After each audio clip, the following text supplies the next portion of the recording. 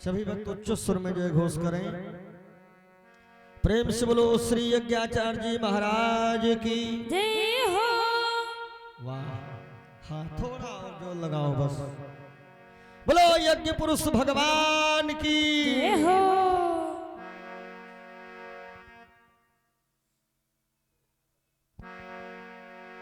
जय बोलो अपने अपने माता पिता की जय हो।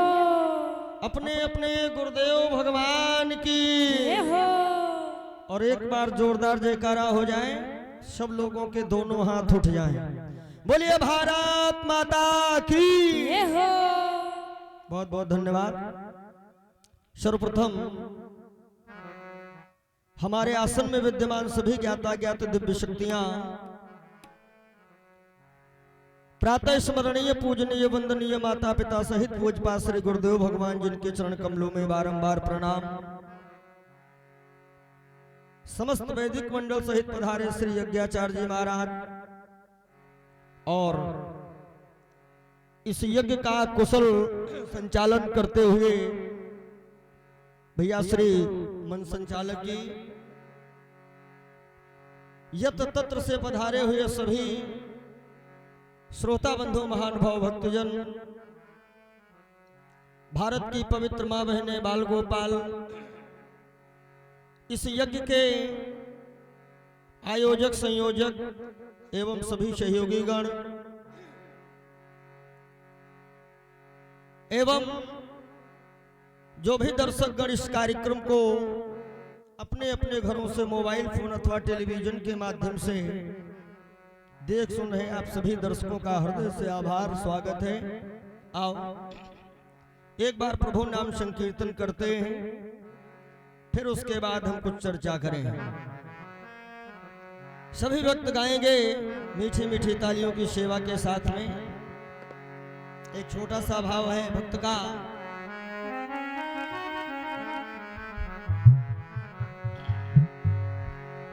कन्हैया तुम्हें की नजर देखना, कन्हैया तुम्हें की नजर देखना है, कन्हैया तुम्हें नजर देखना है।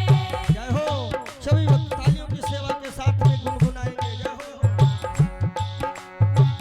कन्हैया तुम्हें नजर देखना है, कन्हैया तुम्हें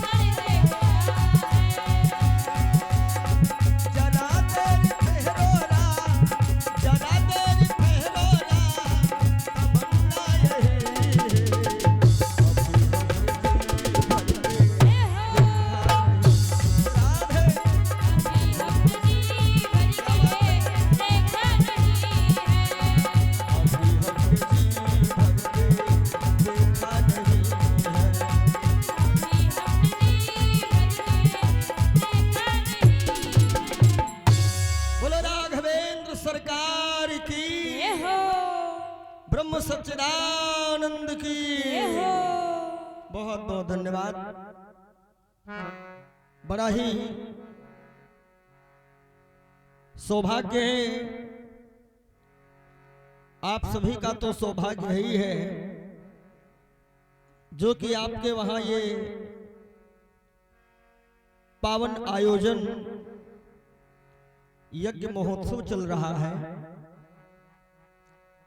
और मेरा भी ये परम सौभाग्य है कि आज आप लोगों के बीच आने का हमें अवसर मिला।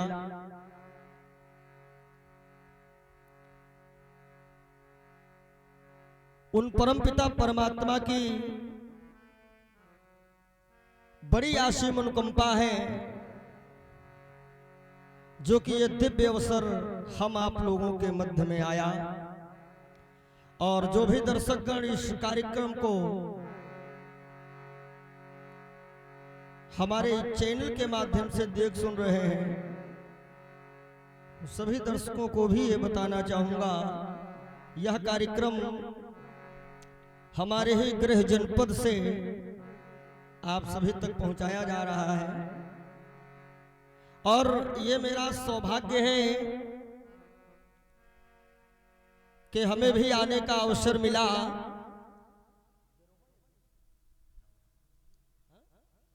और ये नवम श्री विष्णु महायज्ञ है,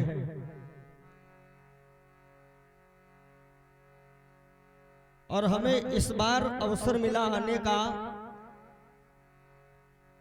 और सच्चाई तो यही है कि हमारी शुरुआत ही यहीं से हुई है।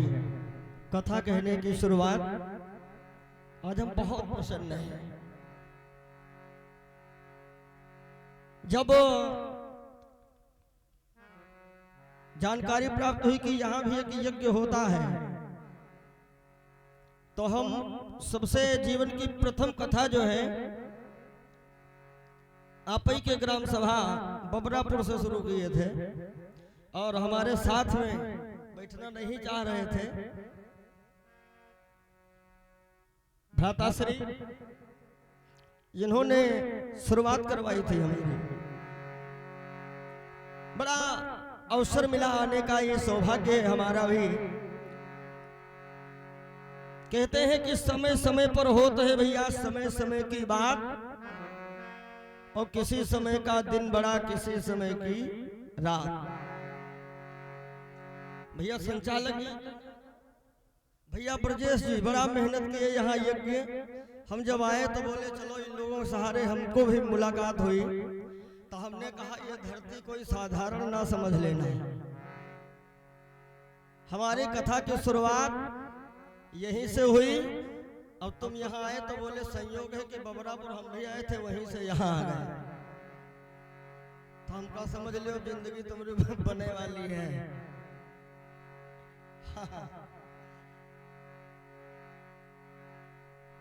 और बहुत बढ़िया देख करके प्रसन्नता हुई। सहयोग तो आप सभी लोगों का ही है, और इसमें देखिए यज्ञ जो है ये कोई छोटा कार्यक्रम नहीं होता है।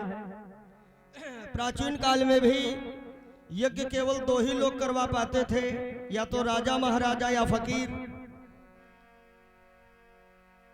बड़ा बताया लोगों ने कि बड़ा संघर्ष हुआ, जिसके चलते चलते अब जो है धीरे धीरे कार्य प्रगति पर आया है, और बड़ा बढ़िया सहयोग भैया अनुपम सिंह जी का भी रहा। तो आइए देखिए यज्ञ जो है, यज्ञ ही हम लोगों का जीवन है,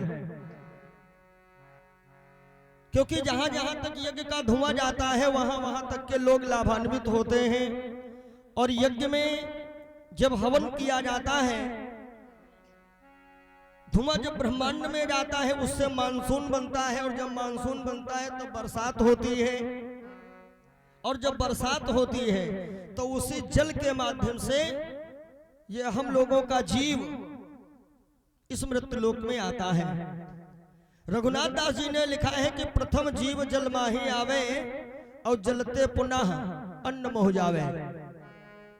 और जिनकी कथा अभी आप लोग भैया जी के द्वारा सुन रहे थे, श्री राम कथा, तो श्री राम जी का भी प्रादुर्भाव यज्ञ के माध्यम से ही हुआ है। दूसरी बात, अभी तो वर्तमान का समय केवल भारत ही नहीं अपितु पूरा विश्व राममय है। यज्ञ जो है, यज्ञ ही प्राणी का जीवन है। महाराज दशरथ जी ने यज्ञ किया, तब यज्ञ के माध्यम से ही प्रभु श्री राम आए हैं। और ये राम महोत्सव जो हुआ है, अयोध्या जी का भी नाता अपने वहां से ही तो जुड़ा है। हम आप सब लोग बड़े ही सौभाग्यशाली हैं जो कि जनपद सीतापुर में हम लोगों का जन्म हुआ, और वो भी नैमिषारण्य क्षेत्र में। हालांकि कार्यक्रम बाहर भी होते रहते हैं, विदेशों को भी जाता हूं। अपने को साधारण न समझिए, क्योंकि अयोध्या जी का, मथुरा जी का, हर जगह का अपने जिला सीतापुर से बहुत गहरा संबंध है। अभी एक कार्यक्रम हमारा हुआ था जिला मथुरा में, तो एक संत जी आए, बोले पंडित जी कैसा महसूस कर रहे हो? हमने कहा बहुत बढ़िया। बोले नहीं और कुछ बताओ। तो हम कहा और क्या बताएं, तो बढ़िया तो है। तो बोले ये देखिए सौभाग्य है आपका, कन्हैया जी की नगरी में आ गए आप। हमने कहा ये तो सौभाग्य है ही है, कन्हैया की नगरी में आ गए, मथुरा। लेकिन हम उससे पहले ही ज्यादा सौभाग्यशाली हैं, क्योंकि हम जिला सीतापुर पैदा हो गए। हमने कहा इससे बड़ा सौभाग्य और हमारा कुछ हो ही नहीं सकता। क्यों? हमने कहा हम उस धरती से आए हैं जहां पर ब्रह्मा विष्णु महेश एक बार नहीं अनेक बार आए हैं। रामायण में तो लिखा है। अब इसका महत्व आप ना समझ पाए तो ये आपकी कमजोरी है। देश विदेश से लोग नैमिषारण्य आते हैं, लेकिन अपने क्षेत्र के ही कुछ ऐसे महापुरुष हैं, जिंदगी गुजर गए भाई, नीमसार नहीं पहुंचे।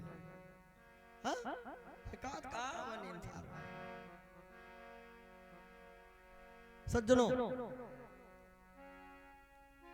कि होयन विषय विराग,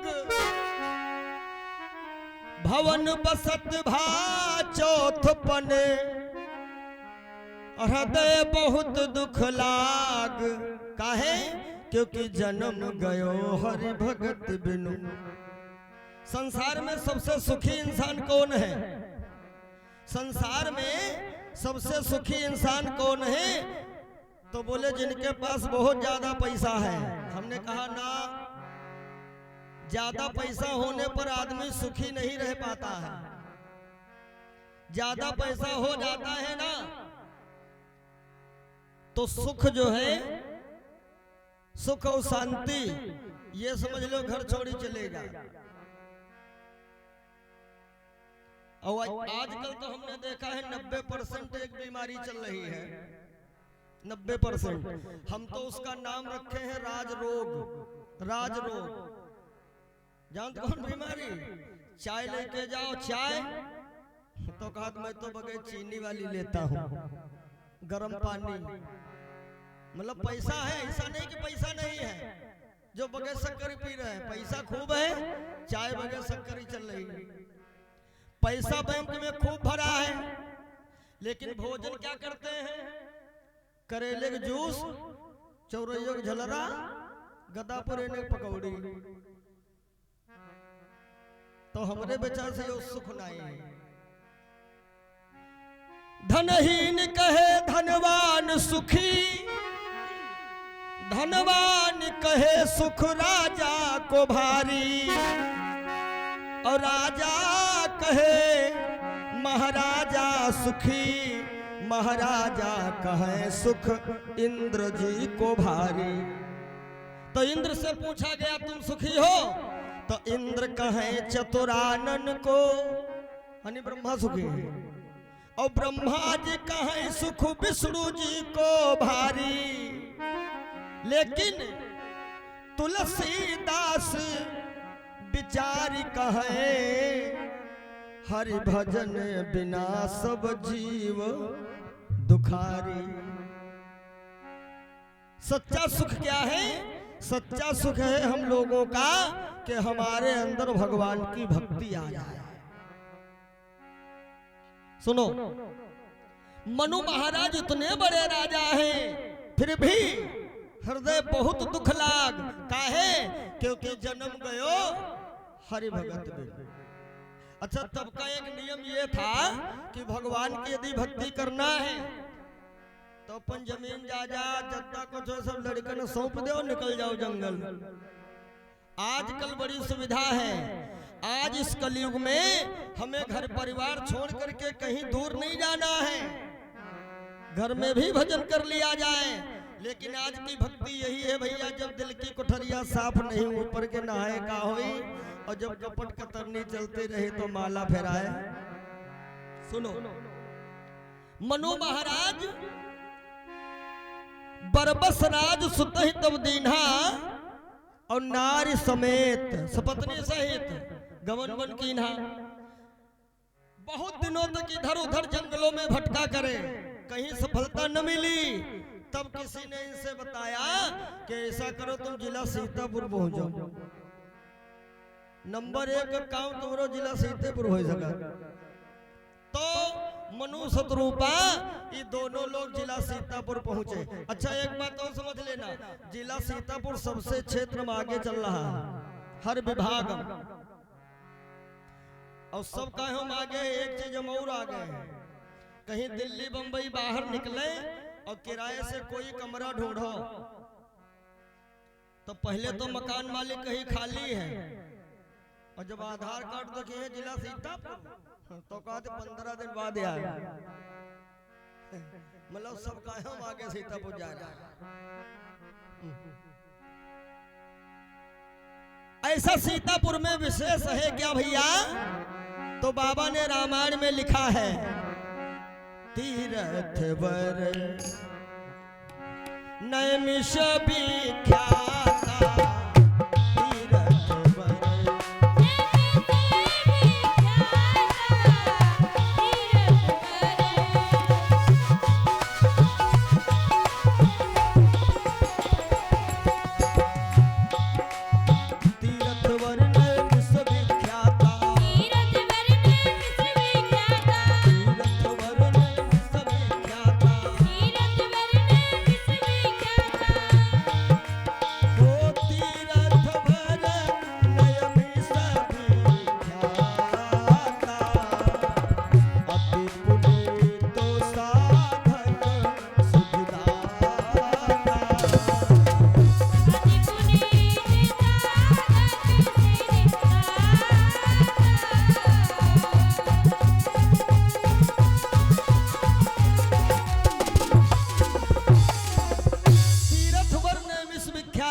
अति पुनीत। और विशेषता क्या है? साधक सिद्धिदाता। मतलब दूसरी जगह जाके आप भजन करो और नैमिषारण्य में भजन करो, और नैमिषारण्य के 84 कोस चारों तरफ नैमिषारण्य ही है। यहाँ तो ऐसा मामला है कि 100 में 100 नंबर मिलेंगे। भाई को भाई अनख आलस हो, और नाम जपत मंगल दिस दस हो। हरिद्वार में तो गंगा जी बाद में आई, अपने जिला सीतापुर में पता नहीं कब से है, इसलिए इनका नाम रखा गया आदि गंगा। आदि गंगा जिनका एक नाम धेनुमती भी है और एक नाम माता गोमती भी है। तीर्थवर नैमिष विख्याता अति पुनीत साधक सिद्धिदाता। आप गए होंगे चक्र तीर्थ, जहां पर मनु महाराज जी ने मार्जन किया, उसके बाद आदि गंगा में स्नान किया। पहुंचे जाय धेनुमति तीरा, और हर सिनहाने निर्मल नीरा। संयोग बस देवर्षि नारद आए जिन्होंने इनको द्वादश अक्षर मंत्र दिया, और उसी मंत्र की बदौलत जब ये तपस्या कर रहे थे ना, तो सुनो सीतापुर वालों, एक बार नहीं अनेक बार, जैसे आज का समय चल रहा है, इस समय देखो योगी बाबा धड़ाधड़ आए रहे नहीं इंसान, झमाझम आवागमन चालू, तो समझ लो कुछ बड़ा ही होने वाला है, बड़ा होने वाला है। ऐसे ही ब्रह्मा विष्णु महेश एक बार नहीं अनेक बार आए, लेकिन आए क्या करने? मांग लो, कुछ मांग लो। और मनु महाराज का ब्रह्मा विष्णु महेश से कुछ मतलब ही नहीं था। क्यों? ये ध्यान किसका कर रहे थे? उस ब्रह्म का जो सप्तलोक में निवास कर रहा है। कि बिनु पग चलई सुने बिनु काना, कर बिन कर्मो करे विधि नाना। उस ब्रह्म का ध्यान वो कर रहे थे। आनंद रही सकल रस भोगी, तो ब्रह्मा विष्णु से कोई मतलब ही नहीं रहा। और अंत में जब उस ब्रह्म का आगमन जनपद सीतापुर होता है, मांग मांग भाई नभ बाणी, तो उसका चमत्कार देखो। बाबा ने लिखा है कि ये थे तो हड्डी के ढांचे समान खड़े थे, लेकिन हष्ट पुष्ट तन भय सुहाय मानव वै भवन्ते आए। तो सबसे पहले अब समझना राम कथा में यही है कि मनु महाराज जी ने भगवान से नहीं मांगा, बल्कि भगवान को मांगा। चाहो तुम्हें समान सुत, तो ब्रह्म ने सोचा अपने समान हम कहां ढूंढे? समान नहीं, बल्कि हम ही तुम्हारे पुत्र बन करके आएंगे। तो सबसे पहले जिला सीतापुर में हाजिरी लगी थी ब्रह्म की। उसके बाद अयोध्या में पहुंचे हैं प्रभु श्री राम के रूप में, और वही राम द्वापर में श्री श्याम के रूप में पहुंचे। आइए, बड़ी सुंदर कथा भी आप लोग सुन रहे थे। राम लक्ष्मण भरत शत्रुघ्न गुण और लक्षण के अनुसार गुरु महाराज जी के द्वारा इनका नामकरण हुआ। अब आगे सुनो।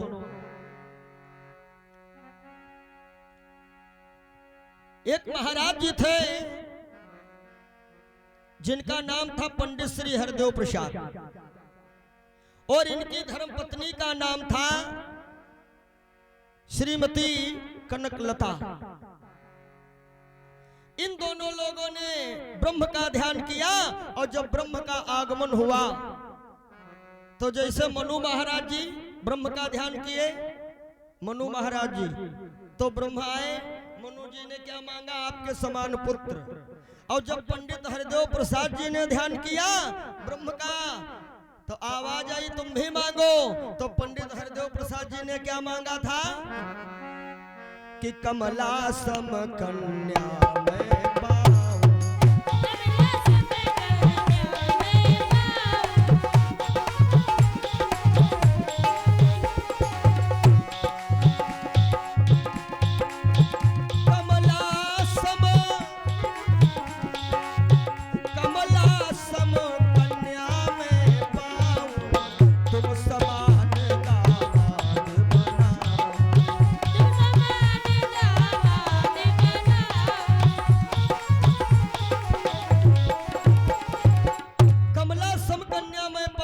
समान दामाद बनाऊं। तो ब्रह्म एकदम चकित हो गया पंडित जी की बात सुन के कि तुमने क्या मांगा है।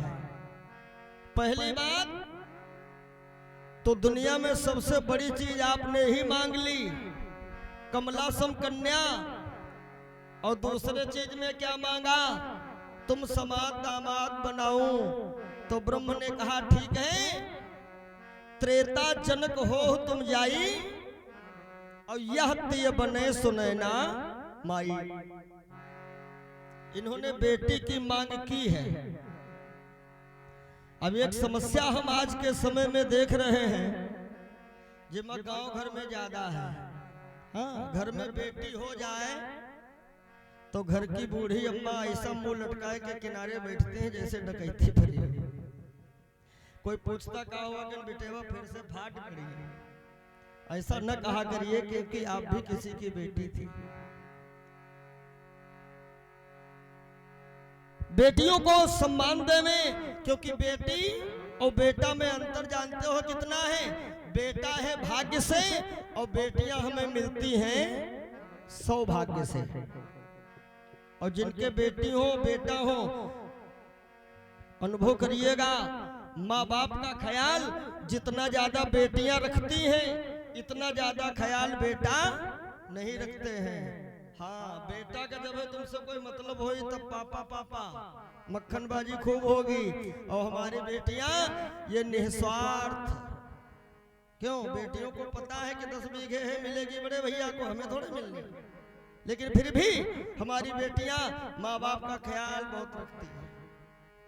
गरीबी के अनुसार हमारी बेटियों को कुछ भी दे दिया जाए, विवाह चाहे जहां किया जाए, लेकिन जब उनसे कोई पूछता है तुम्हारे माई बाप कहाँ हैं, वो सीधे मायके की तरफ उंगली उठाती हैं। हमारे माता पिता वहां हैं।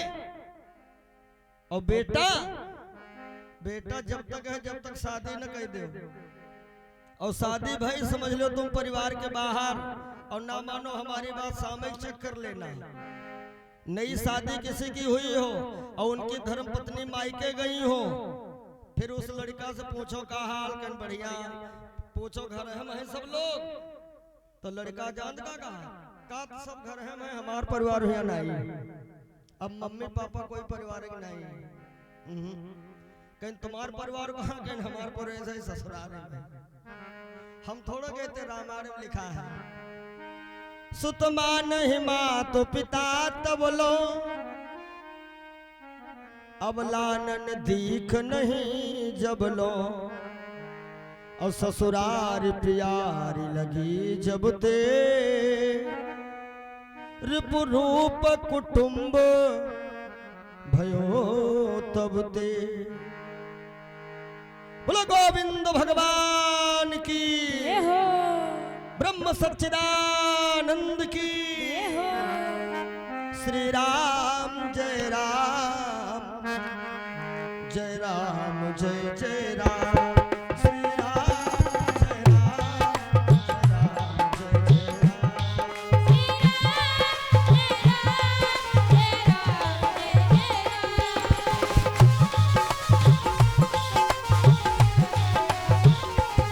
सभी लोग गाएंगे श्री राम जय राम, जय राम जय जय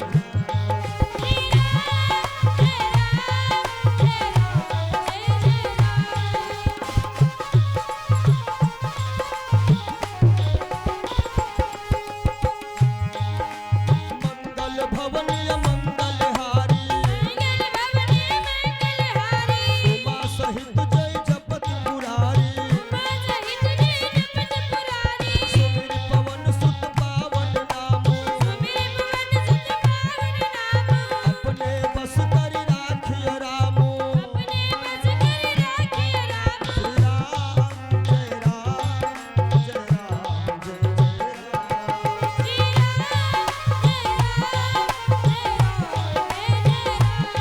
श्री राम जय राम, जय राम जय जय राम।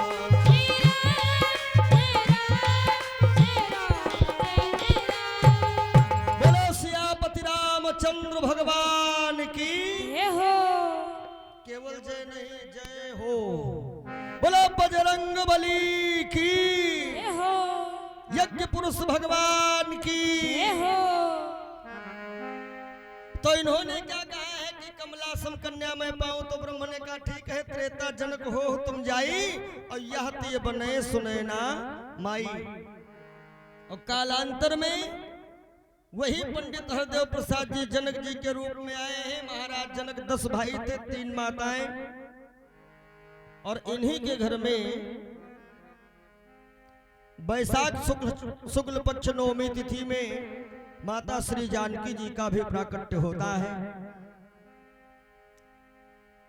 सज्जनों, यज्ञ, राम जी आए, दशरथ जी ने यज्ञ किया, और उसके बाद जब राम जी थोड़ा थोड़ा बड़े होते हैं तो राम जी अयोध्या से भी जाएंगे यज्ञ देखने।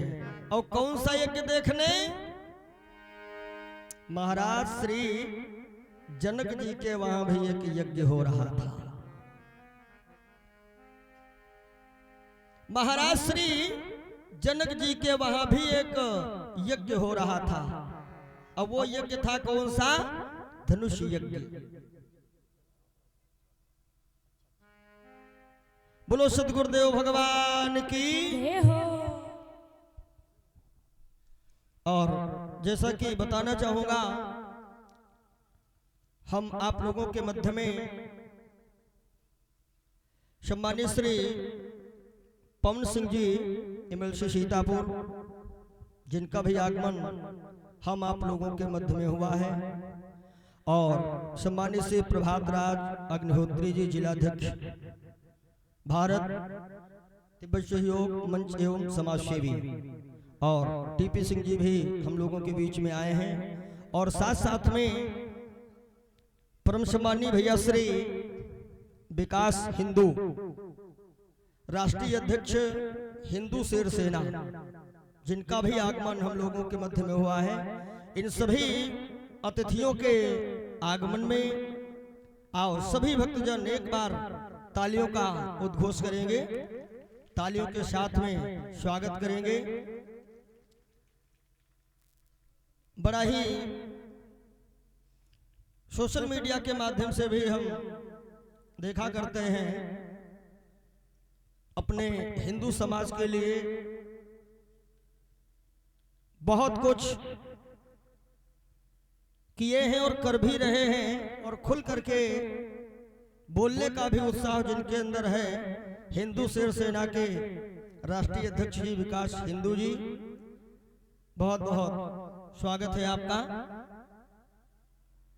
बोलो सतगुरुदेव भगवान की। जय हो। और प्रधान जी भी आए, इन सभी महान भावों का स्वागत करेंगे। जय श्री राम।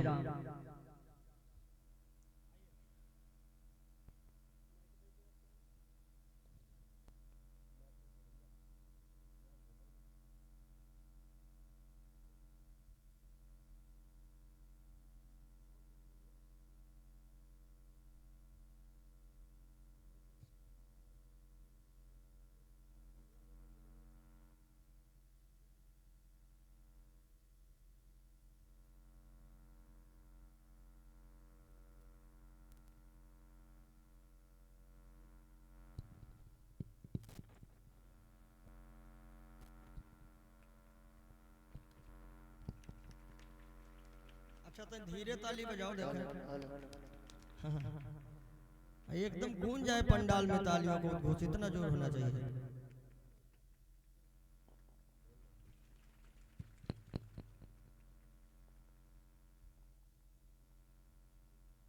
जय श्री राम। बोलो श्यामपति रामचंद्र भगवान की।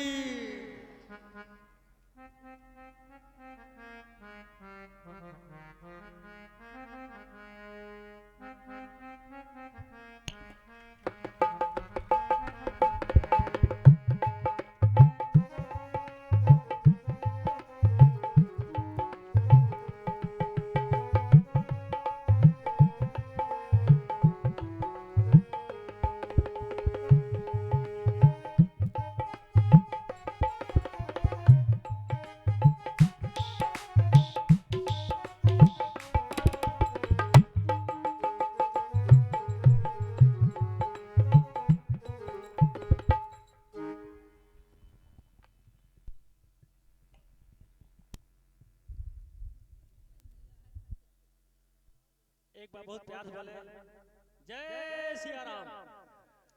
ऐसे जय श्री राम कैसे आएंगे बुलाने से? बहुत प्यार से बुलाओ, बड़े मन से बुलाओ, दोनों हाथ उठा के बुलाओ तो बड़ा अच्छा लगेगा। जय सिया राम, जय जय सिया राम।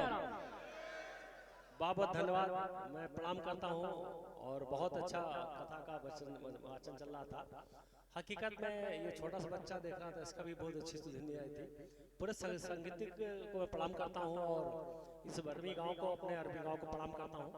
इस धरती को इसलिए प्रणाम करता हूँ कि यहाँ पर सब जामान जो लोग हैं, मतलब सब हिम्मती, साहसी और दमदार। तो होता क्या है कि हर एक माटी का बहुत फर्क होता है।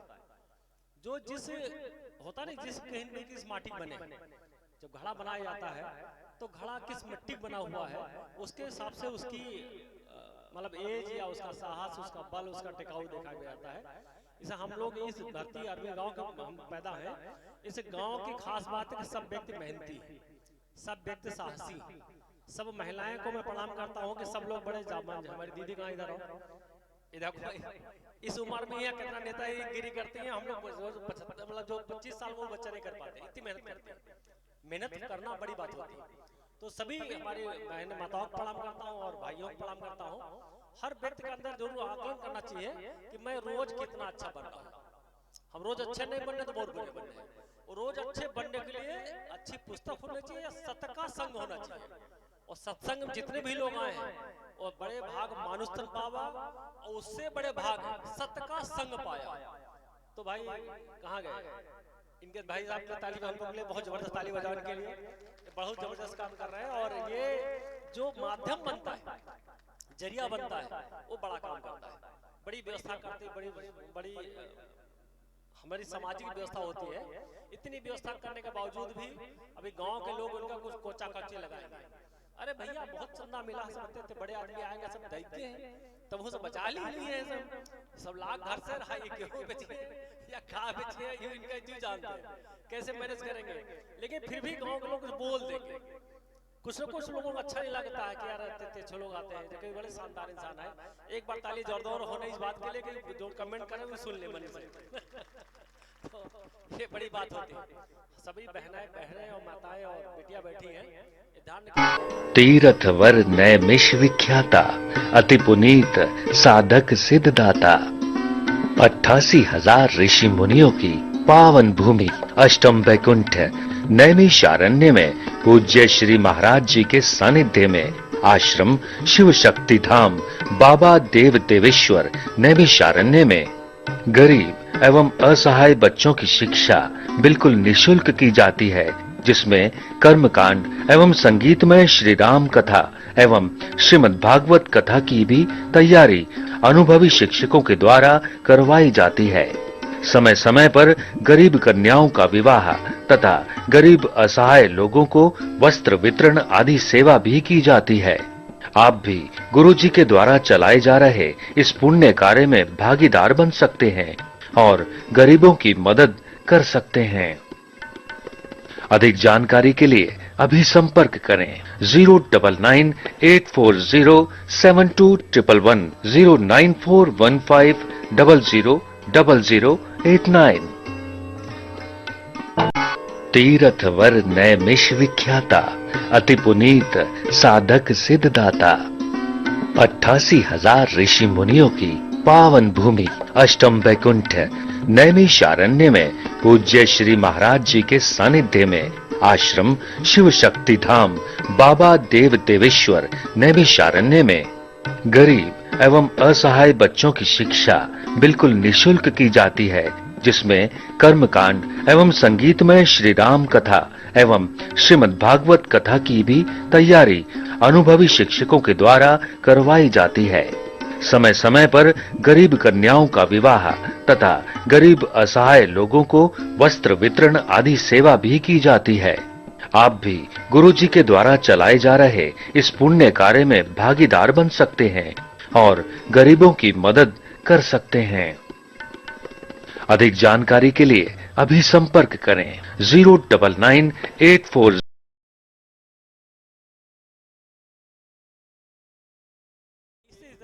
जितना सा आप काम करेंगे इसका पुण्य भी आपके खाते में मिलेगा।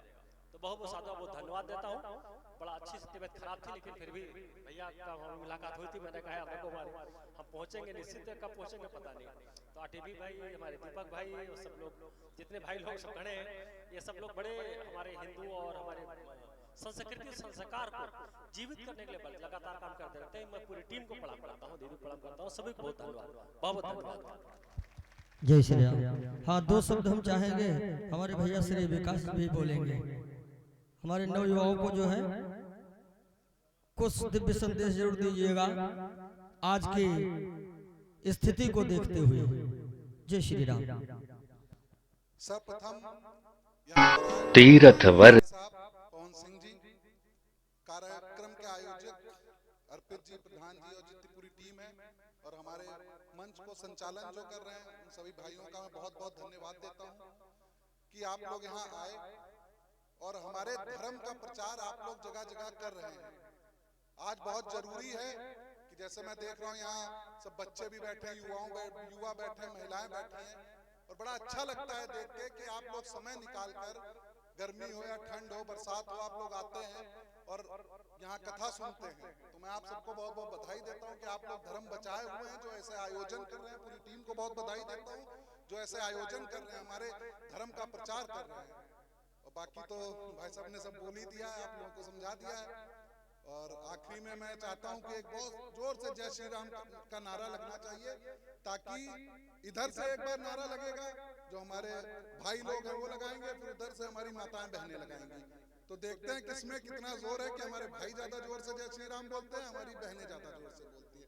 तो पहले हमारे भाई लोग बोलेंगे, मैं पहले जय श्री राम बोलूंगा, उसके बाद आप दोहराएंगे जय श्री राम। बहुत बढ़िया। अब हमारी माताएं बहनें बोलेंगी, जब मैं बोलूंगा उसके बाद आप लोग बोलेंगी जय श्री राम। तो बहुत बहुत धन्यवाद सभी कमेटी मेंबर्स का, बहुत बहुत धन्यवाद।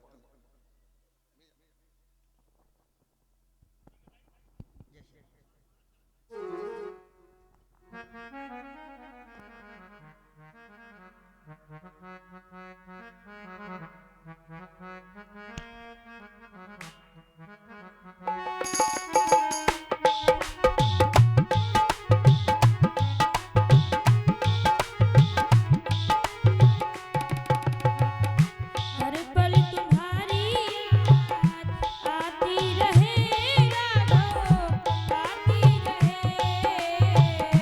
हर पल तुम्हारी याद आती रहे, राधो आती रहे।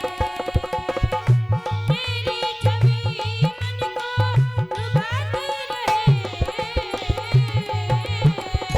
हर पल तुम्हारी याद आती रहे, राधो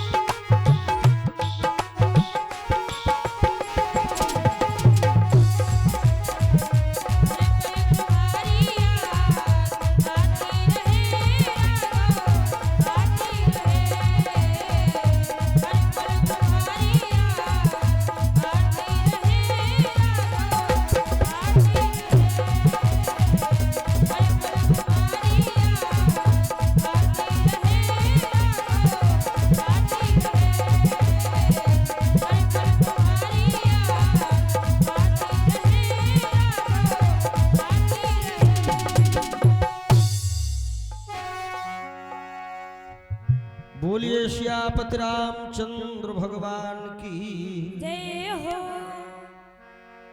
श्री सदगुरुदेव महाराज की। जय हो। सज्जनों, इधर महाराज जनक जी के वहां एक बहुत बड़ा उत्सव चल रहा है, धनुष महोत्सव। उसी के तहत महाराज जनक जी ने भगवान भोलेनाथ के कहने पर प्रतिज्ञा कर ली थी कि जो कोई धनुष खंडन करेगा वो सिया से उसका ही रिश्ता होगा। 1 वर्ष का इनका ये प्रण था, लेकिन अभी तक धनुहा किसी ने हिलाया तक नहीं। तब लिखा है कि भगवान भोलेनाथ महाराज विश्वामित्र जी को स्वप्न के माध्यम से अवगत कराया। शिव आन कही मुनि बात सही, रघुवीर अयोध्या से लावहु जाई। और अस्त्र व शस्त्र दिए हमने सो राम को सादर देहो सिखाई। फिर मिस यज्ञ भला मग तार सिला, सिया राम को सादर देहु मिलाई। सोई जगदीश विचार कहे, सुर संत धेनु महि सबहि भलाई। तब गोस्वामी बाबा लिखते हैं कि गाधी तने मन चिंता,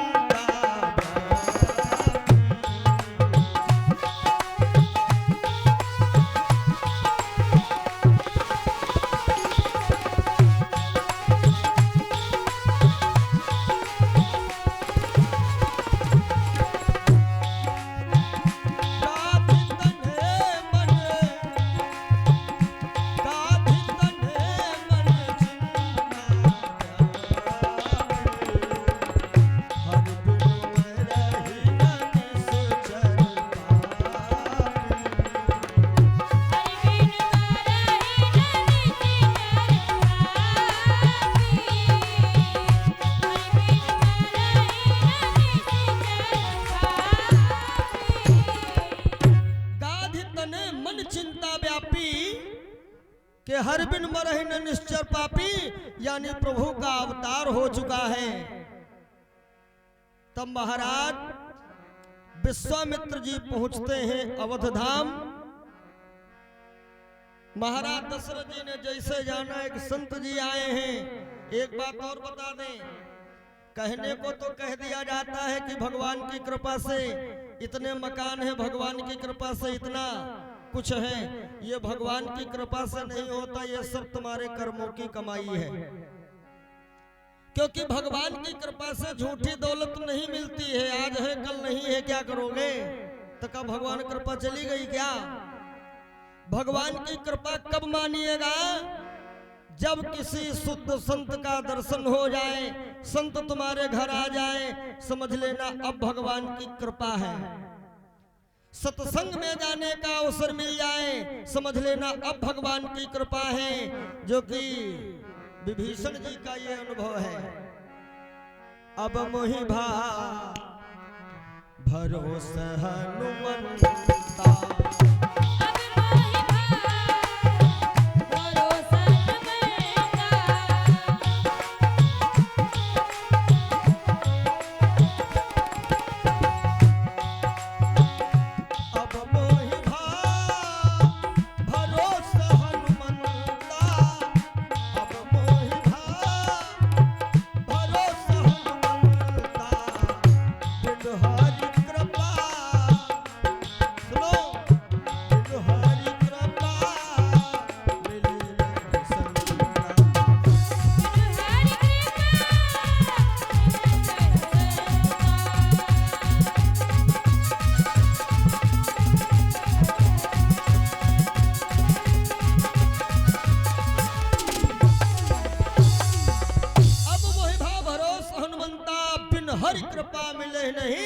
संता।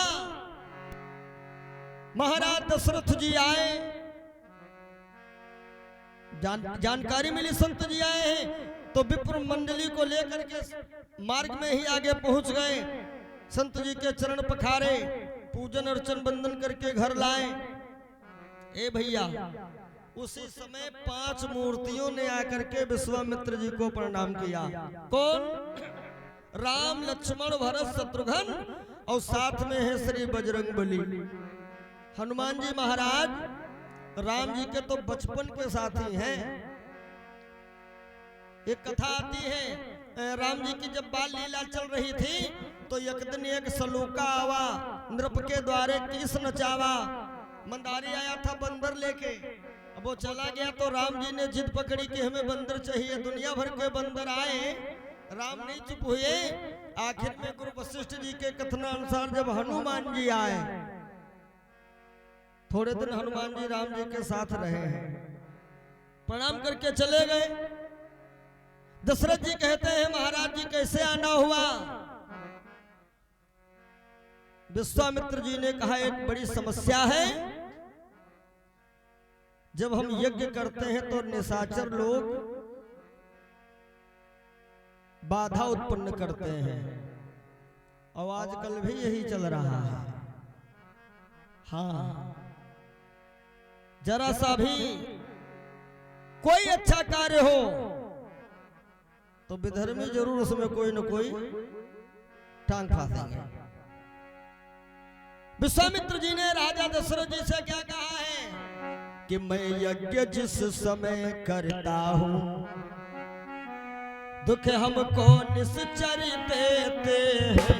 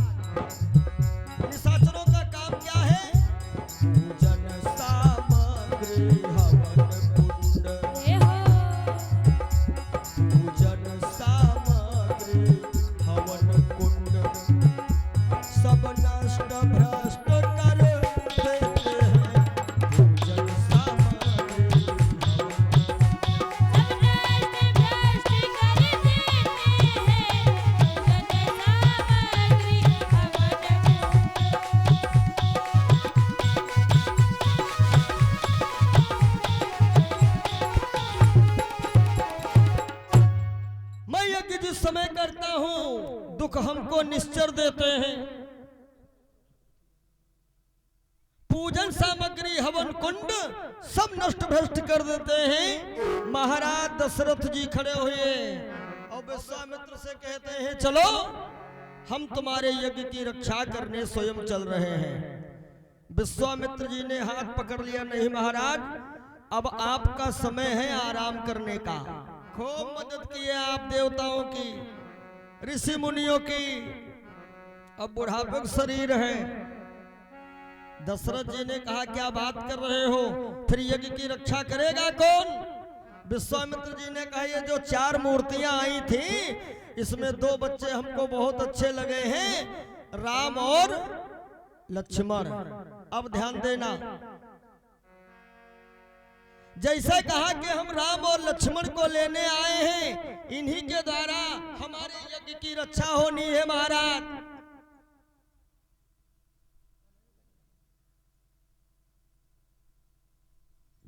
महाराज दशरथ थोड़ी देर के लिए थोड़ा शांत हो जाते हैं। एक बात बताएं, ये औलाद का मोह ऐसा होता ही है। महाराज दशरथ जी थोड़ी देर के लिए शांत हो गए तो विश्वामित्र ने कहा प्रभु कुछ बोलोगे नहीं? दशरथ जी ने कहा अरे बोलना क्या है? अरे कहा बोलना यही है कि हम राम लक्ष्मण को लेने के लिए आए हैं, आप भेजोगे अच्छी बात रहेगी। तो महाराज दशरथ जी कहने लगे सरकार आपको ये मालूम होना चाहिए कि चौथेपन में ये हमारे 4 बेटे हुए हैं। चौथेपन पायो सुतचारी और विप्र बचन कहो चारी। देखिए ये औलाद का मोह जो होता है ये बड़ा विचित्र मोह होता है। साथियों विश्वामित्र जी ने कहा नहीं महाराज, अरे आपका तो ये स्वभाव रहा है, आपके वंशज हमेशा हम लोगों की रक्षा करते चले आए हैं, और फिर आप कहा देखिए और कुछ मांगो दे दूंगा, धन मांगो दे दूं, भवन मांगो दे दूं, लेकिन इनका न मांगो, बाकी कुछ भी आप मांग सकते हैं।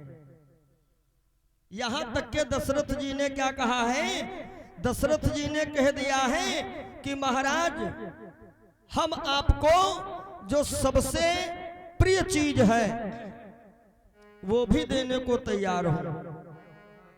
और अपने लोगों के पास में भैया सबसे प्रिय क्या होता है, सबसे प्रिय या तो यू शरीर और या तो इसमें बसी आत्मा।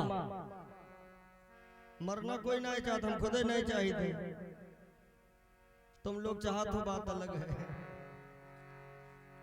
कहते हैं मरना है, कहते हैं हमने सुना है, कुछ बूढ़े लोग हैं जो औलादन से परेशान, तो कबो कबो नहीं कहा लगे भगवान हमको बुला लेते हो, और वही समय जो तबीयत बिगड़ जात, तबीयत खराब हो, तब डॉक्टर से क्या कहा थे, डॉक्टर साहब हमको कैसे बचा लो, हम तो पार हो जाए, मरो कोई चाहता है ना।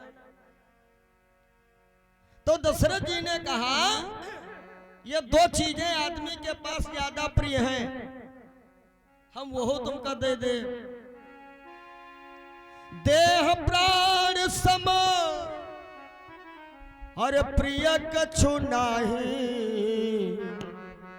बोले सो मुनि देव मिश्र कुमारी। राधे राधे।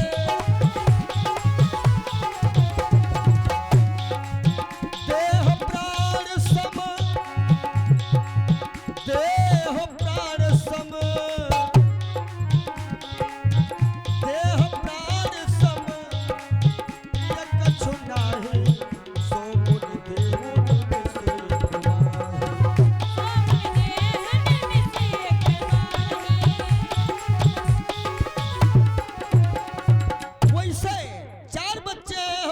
चारों प्रिय हैं, लेकिन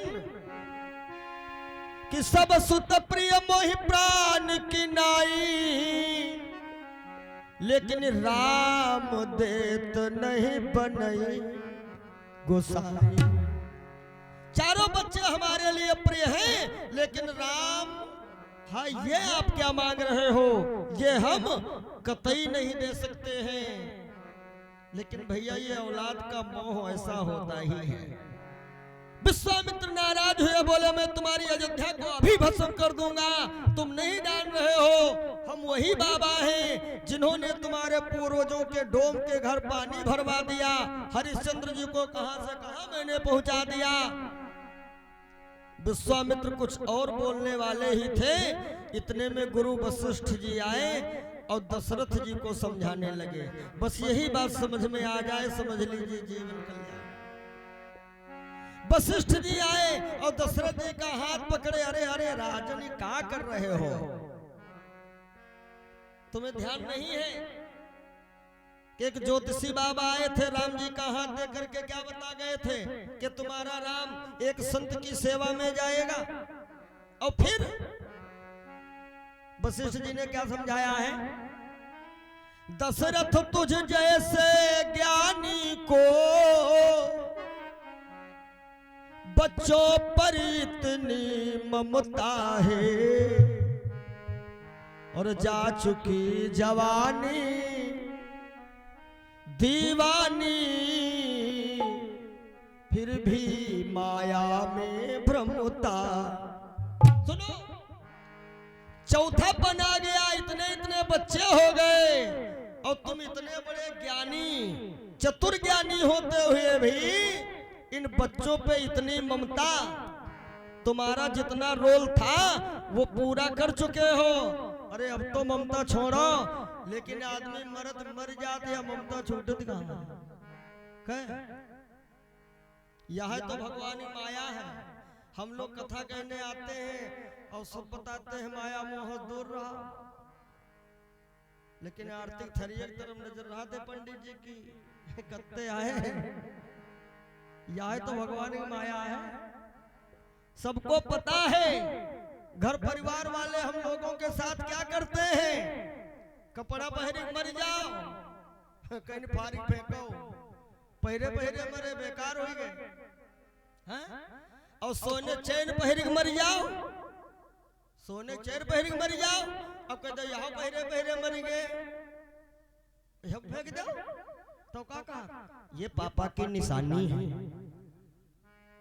माने चैन अंगूठी पहरिक मर जाई है वह पापा की निशानी। अब फटे कपड़ा पहरिक मर जाई है कोई पहरे पहरे मरे बेकार। चारपाई पे मर जाओ फेंकवा दे है कहीं पे मर गए बप्पा। और 50,000 वाली बेड पर जो निकल जाए वह पापा की निशानी। एक भजन हमने बहुत पहले गाया था लगभग 20-22 साल हो गए।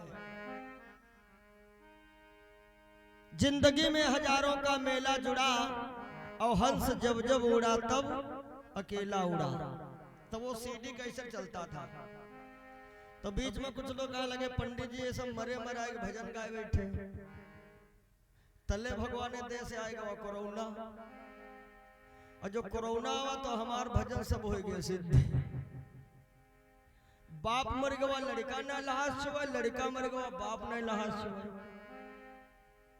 नीक नीक बूढ़ लोग पोती पोतन ना बेचारे देख पाए कोई धोखे में तो खास पड़े घर भर पकड़ उनका कमरा बंद कर लड़का कहता है बाबा ते जेबो मम्मी का मन के होएगा कोरोना 15 दिन के जवन न पा जाना जाओ। अयो सब लोग हम लोग जानते हैं फिर भी जानते हुए अनजान हैं। वशिष्ठ जी कह रहे महाराज दशरथ जी से कि दशरथ तुझ जैसे ज्ञानी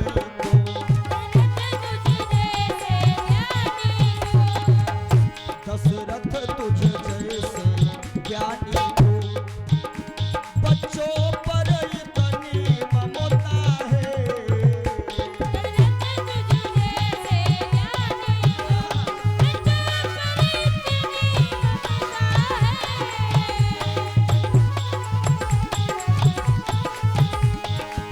वो दशरथ तुझ जैसे ज्ञानी को बच्चों पर इतनी ममता है।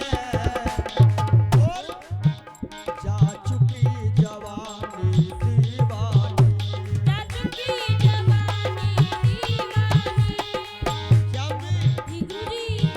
क्या जी जा चुकी जवानी दीवानी फिर भी माया में भ्रमता है। जा चुकी जवानी दीवानी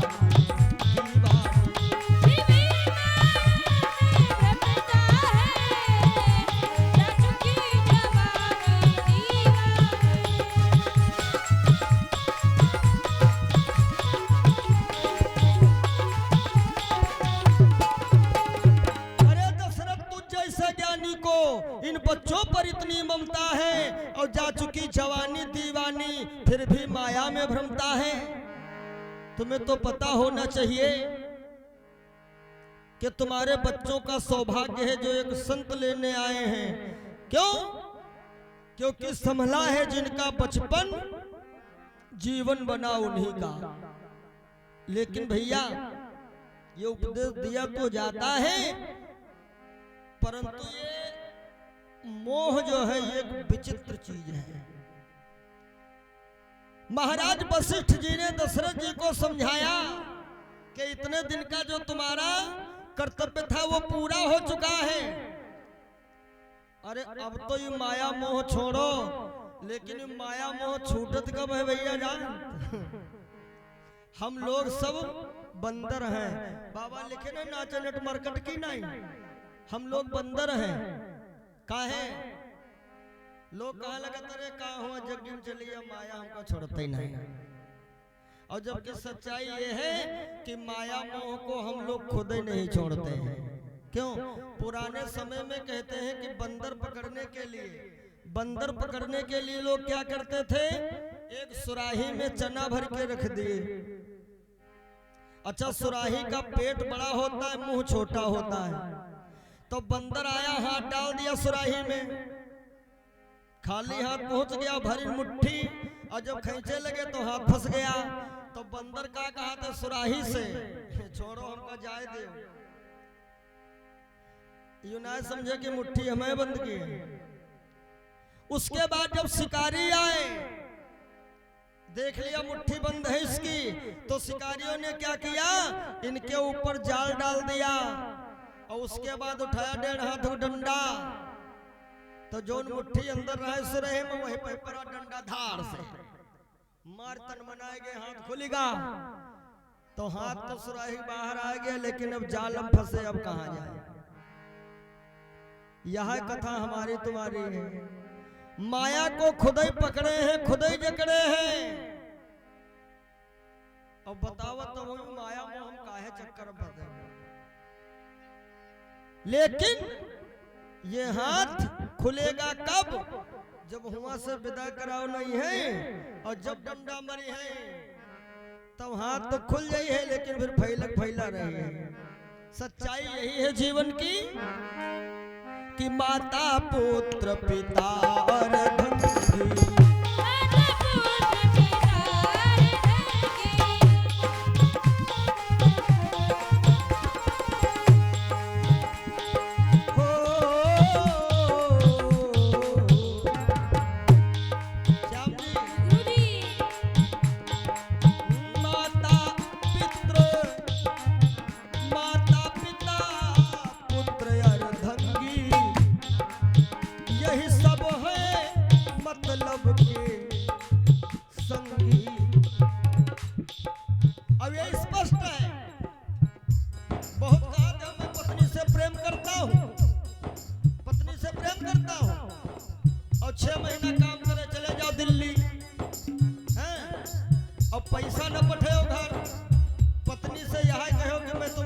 प्रेम करता हूँ।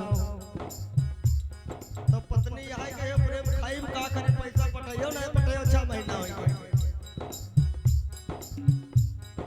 ये टेंट वाले और साउंड वाले सब आए, ये जब जाए लागे तो इनसे यहाँ हाथ जोड़ी कहे भैया प्रेम ले जाओ। ये प्रेम है। तो माता पुत्र पिता अर्धंगी, यही सब है मतलब के संगी। और बीच मिले बीच छूट गई है, ये केहू के काम आई है।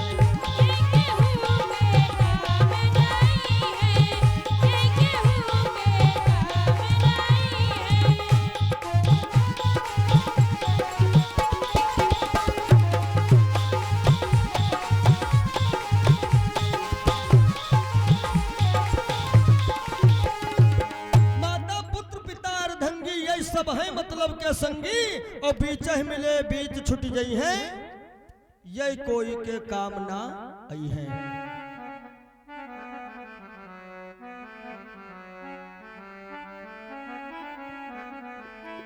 कि जिंदगी में हजारों का मेला जुड़ा, और हंस जब जब उड़ा तब अकेला उड़ा। जिंदगी में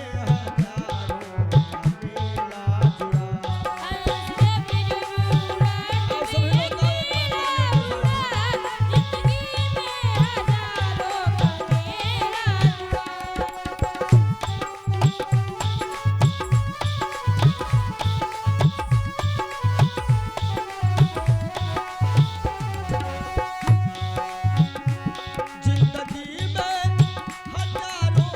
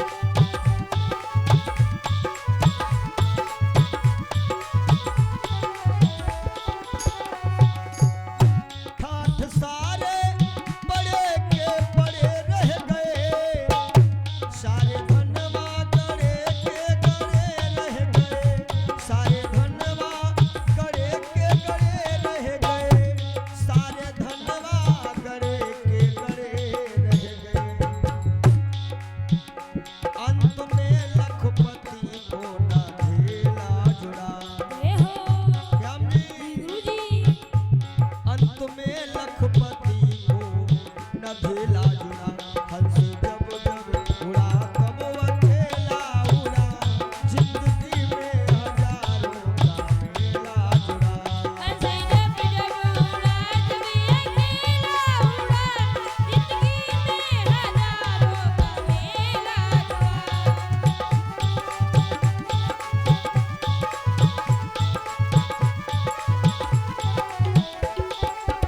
इसलिए तो कहते हैं महापुरुष, बेबसों को सताने से क्या फायदा।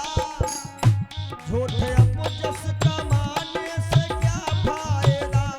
झूठे अपजस कमाने से क्या फायदा। दिल किसी का दुखाने से क्या फायदा। जय हो दिल किसी का दुखाने से क्या फायदा।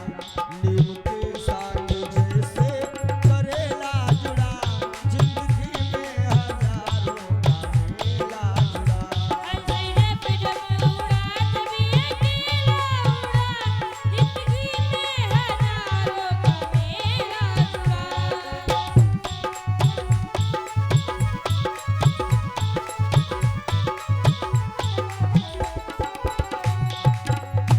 सोच लो अपने अंजाम को। ध्यान धर लो मधुर मंजू छवि धाम को। ध्यान धर लो मधुर मंजू छवि धाम को। ध्यान धर लो मधुर मंजू छवि धाम को। भक्तो रस के बिना भक्ति किस काम की। जय हो हो भक्तो रस के बिना भक्ति किस काम की। राम का नाम जग में अकेला जुड़ा। जिंदगी में हजारों का मेला जुड़ा। हंस जब जब उड़ा तब अकेला उड़ा। जिंदगी में हजारों का मेला जुड़ा। हंस जब जब उड़ा तब अकेला उड़ा। जिंदगी में हजारों का मेला जुड़ा। हंस जब जब उड़ा तब अकेला उड़ा। जिंदगी में हजारों का मेला जुड़ा। हंस जब जब उड़ा तब अकेला उड़ा। जिंदगी में हजारों का। बोलो सद्गुरुदेव भगवान की। जय हो महाराज वशिष्ठ जी ने जब समझाया, दशरथ जी ने अपने राम और लक्ष्मण को बुला के और जिस समय विश्वामित्र के हाथ में पकड़ाया है हाथ, कहा कि लो हाथ में इनका हाथ नाथ। ये दोनों भोले भाले हैं। ये फिक्रा याद रहे भगवन मेरे नाजों के पाले हैं। उसके बाद में चलत विदा की नो हनुमाना। हनुमान जी महाराज ने रोकने का प्रयास किया कि प्रभु आपने हमें बुलवा लिया, अब आप कहाँ जा रहे हो। तो राम जी ने कहा हनुमान मैं तो चला संत की सेवा में, और तुम भी जाओ थोड़ा पढ़ाई लिखाई कर लो। क्योंकि कहते हैं कि रूप यौवन संपन्ना विशाल कुल विव संभवा और विद्याहीन न शोभंत निर्गिंधा सुखा। यानी बढ़िया रूप मिल जाए, बढ़िया कुल में पैदा हो जाओ, विद्या नहीं है तो जैसे ढाके का फूल टेसू देखने में बहुत अच्छा लगता है और सूंघने पे उसमें सुगंध दुर्गंध कुछ भी नहीं है। राम जी ने कहा तुम जाओ पहले सूर्यदेव जी के पास में विद्या अध्ययन करो, अब हमारा तुम्हारा मिलन ऋषमुख पर्वत के पास में होगा। चलत विदा कीन्यो हनुमाना। अब विश्वामित्र जी के साथ में श्री राम और लक्ष्मण चलते हैं यज्ञ की रक्षा के लिए। यज्ञ ही जीवन है, इसलिए यज्ञ की रक्षा के लिए ही राम जी चले। और रास्ते में रावण की नानी जिसका वध किया, और रावण के मामा पे तो ऐसा मारा बिना फरका बाण सामुद्र पास है, यानी सुंद की पत्नी ताड़का, जिसका प्रभु ने वध किया। गुरु विश्वामित्र जी की यज्ञ रक्षा के लिए राम लक्ष्मण बक्सर पधारते हैं। अगले दिन मुनि को मिला यह सुंदर संदेश, धनुष महोत्सव में तुम्हें बुला रहे मिथिलेश। तब बाबा लिखते हैं कि धनुष यज्ञ सुन रघुकुल नाथा और हरस चले मुनिवर के साथा। तो यज्ञ ही जीवन है और यज्ञ में आप लोग बढ़ चढ़ करके हिस्सा लेवें, क्योंकि ऐसा अवसर हर किसी के जीवन में नहीं आता है। और यदि अवसर मिला है तो सभी लोग अवश्य लाभ लेवें। और ये तो मेरा भी सौभाग्य है। वैसे भी बड़ा प्रसन्नता मिलती है जब अपने क्षेत्र में कभी कभी सेवा करने का हमें भी अवसर मिलता रहता है। अब इसी के साथ में वाणी विराम करना चाहूंगा, भगवान की आरती हो जाए। और आज रात्रिकालीन बेला में आप लोग अधिक से अधिक संख्या में पधारिएगा। विस्तार से सेवा रात्रिकालीन बेला में होगी। आओ एक बार राम नाम सभी भक्त बोले, उसके बाद यथास्थान खड़े हो जाए, प्रभु जी की आरती करिएगा। सभी लोग गाएंगे कि राम नाम नदिया अगम बही जाए, राम नाम नदिया अगम बही जाए, आमे कोई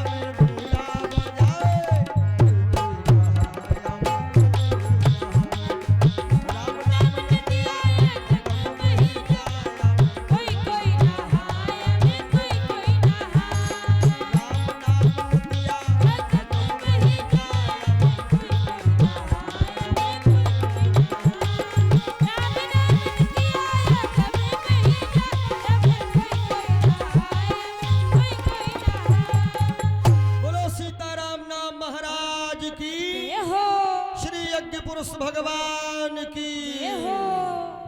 हाँ सभी सूर्य वजायता श्रोत्राद्वायुष प्राणश मुखाग्निरजायत।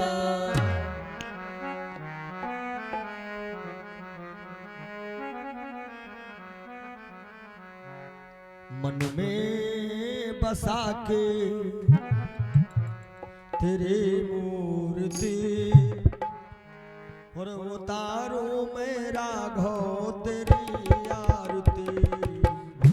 एक सती तेरी मूर्ति उतारो मेरा घो तेरी आरती।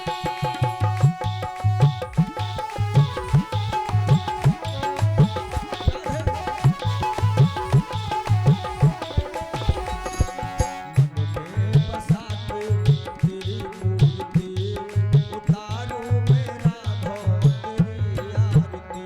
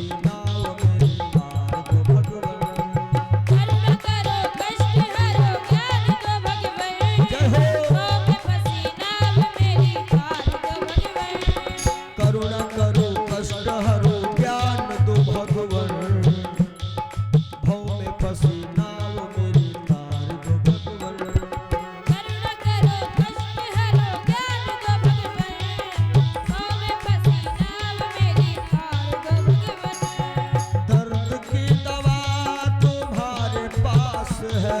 दर्द की दवा तुम्हारे पास है। दर्द की दवा तुम्हारे पास है। दर्द की दवा तुम्हारे पास है। जिंदगी दया की है भीख मांगती, मन में बसा के तेरी मूर्ति, उतारो मेरा घोर तेरी आरती। बसा के तेरी मूर्ति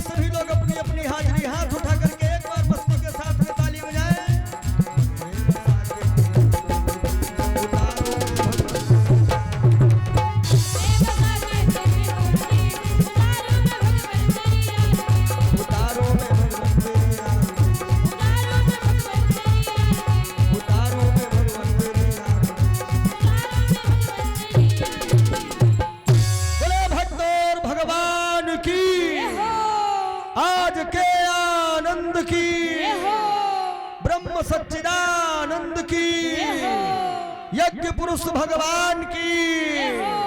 और एक बार सबके हाथ जाए बोलो भारत माता की, भारत माता की, सत्य सनातन धर्म की। एक बार हाथ जोड़े सभी भक्तजन, पुष्पांजलि मंत्र बोल दें। ओम जगनेन जगमयजं तदेवास्तानि धर्माणि प्रथमान्यासं नाते हनागम महिमानः सचं तेत्र पूर्वे साध्याः सन्ति देवाः सेवन्ति काव्यकुल चंपक पाटलज्जे पुन्नागजाति करवीर रसाल पुष्पै बिल्व प्रवाल तुलसी दल मंजरी भी त्वां पूजयामि जगदीश्वर मे प्रसीद। नाना सुगंधि पुष्पाणि यथा कालोद्भवानि च पुष्पांजलिर्मया दत्तो गृहाण परमेश्वर। मंत्र पुष्पांजलिं समर्पयामि। बोलो श्री सद्गुरुदेव भगवान की जय हो। हाँ, सभी भक्त और सभी माँ बहनें आरती का दर्शन करें और आरती का सम्मान करते हुए प्रसाद लेकर के आप लोग प्रस्थान करें। सादर जय सिया राम।